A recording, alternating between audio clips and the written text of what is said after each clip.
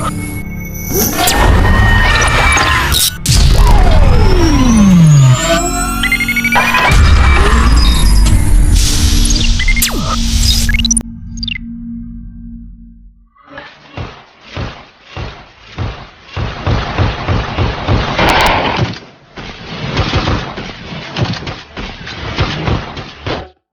rise for our national anthem.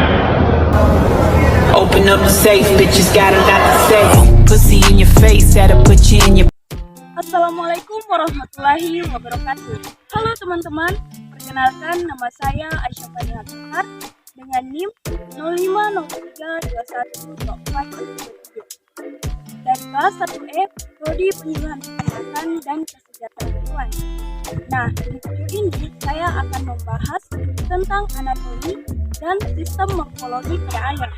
Enjoy this video.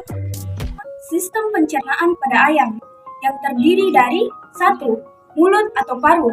Di dalam paru terdapat lidah yang berfungsi untuk mempermudah ayam untuk menelan makanan. Yang kedua, esofagus atau kerongkongan, merupakan saluran yang panjang seperti pipa berfungsi untuk meneruskan makanan ke tembolok.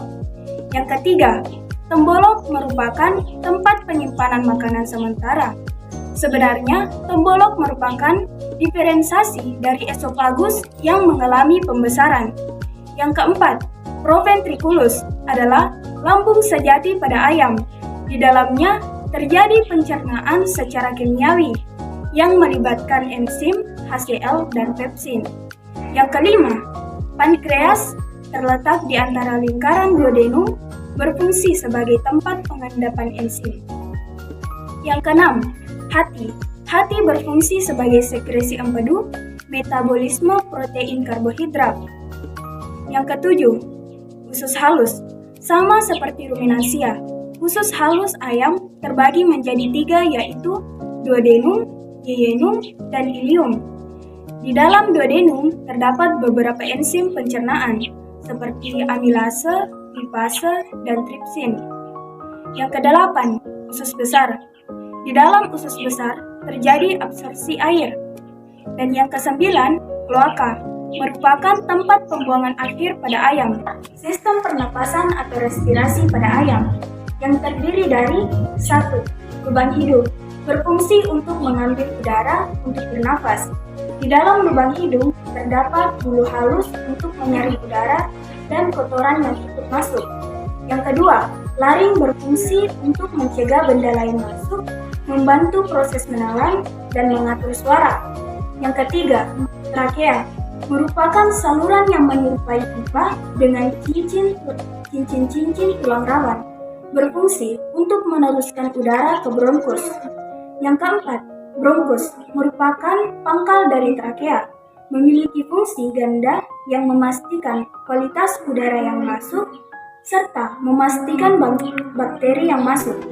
Yang kelima, pulmo atau paru-paru, merupakan tempat pertukaran oksigen dan karbon dioksida.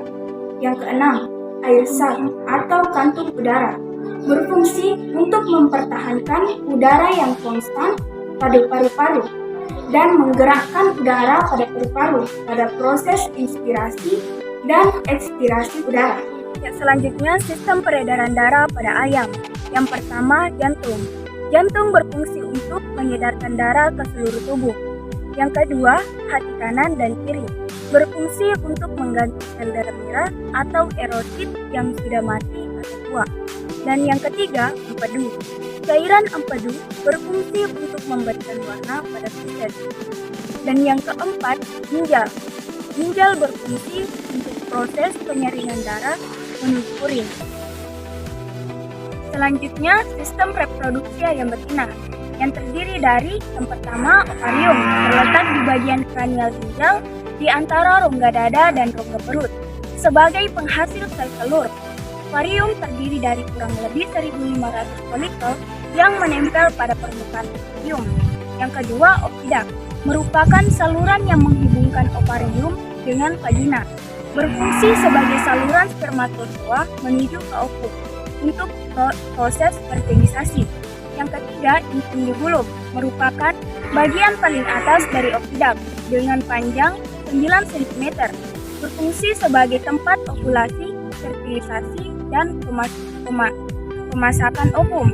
Dan yang keempat, magnum, merupakan saluran lanjutan dari epidak yang paling panjang yaitu sekitar 33 cm, berfungsi sebagai tempat perkembangan telur, tempat disekresikan albumin, serta menghasilkan albumin sehingga menghasilkan dinding yang tebal dan berlipat.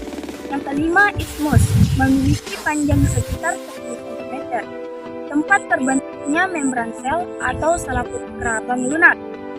Yang keenam, serus, memiliki dinding yang tebal dengan panjang sekitar 10-12 cm, tempat perkembangan telur paling lama sekitar 18-20 jam. Dan yang terakhir, vagina, merupakan tempat paling kaudal dari epidak dengan panjang 12 cm. Selanjutnya, sistem reproduksi pada adat jantan. Yang terdiri 1. Testis. Testis berjumlah sepasang, terletak pada bagian atas di abdominal ke arah punggung pada bagian anterior dari ginjal dan berwarna kuning. Fungsi testis menghasilkan hormon kelamin jantan disebut androgen dan sel gamet jantan disebut sperma. Yang kedua, epididymis. Epididymis berjumlah sepasang dan terletak pada bagian sebelah dorsal testis. Dan epididymis berfungsi sebagai jalannya cairan sperma ke arah kaudal menuju kaudal epididymis. Dan yang ketiga, saluran deferens.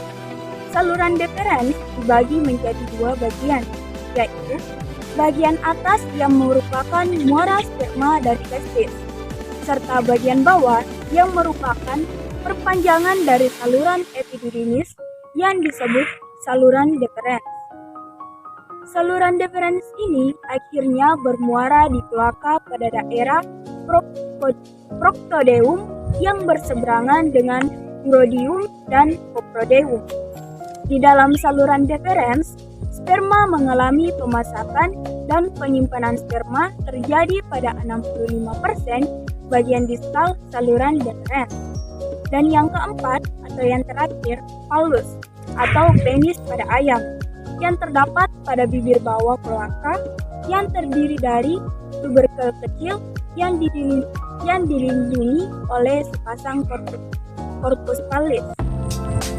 Nah, itulah tadi penjelasan tentang sistem penapasan, sistem pencernaan, sistem peredaran darah, dan sistem reproduksi pada betina dan jantan. Mungkin itu saja dari saya, kurang dan lebihnya mohon maaf. Wassalamualaikum warahmatullahi wabarakatuh. Salam cinta dan